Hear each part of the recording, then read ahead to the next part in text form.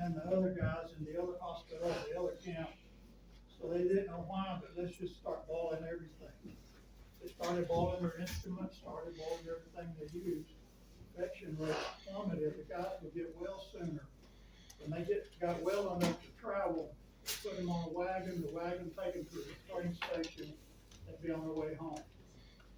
They packed this, they had it boiled, they would pack this, and in a few days, they'd open that flap up and clean all this out, then they would put many stitches around, and then they would seal it off with adhesive plastic.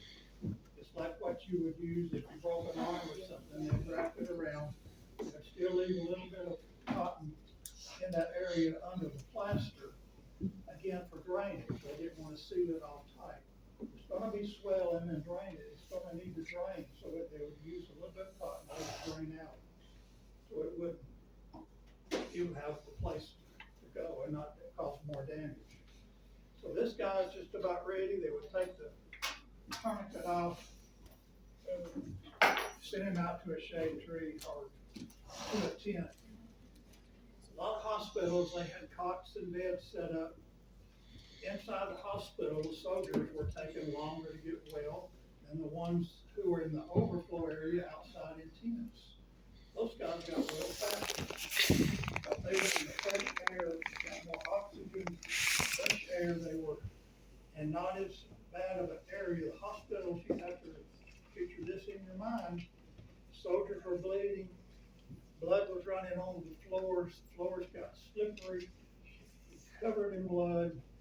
There was no screens on the doors or windows. Flies would come in, fill up the area. And a lot of times, wounds got infected with maggots. Now that sounds like a horrible thing, but maggots only eat dead flesh material. They won't eat material or skin flesh that's alive.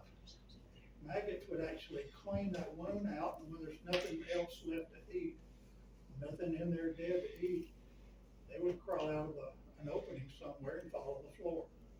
They actually cleansed that wound area, and it was a benefit. They even took leeches, applied them to that flap of skin.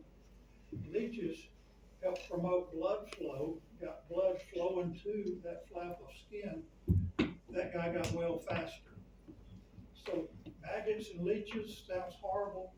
There was a benefit in a medical area. They had leeches in the jar they kept for this purpose. They fly leeches when it looks like the skin's gonna get well, they take them off and save them for the next guy. How'd our patient do, y'all? You think he did all right?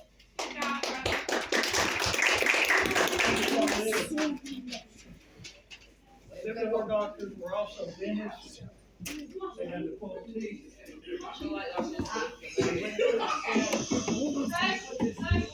They went through the camps and they would look for sick soldiers who might be coming down with something.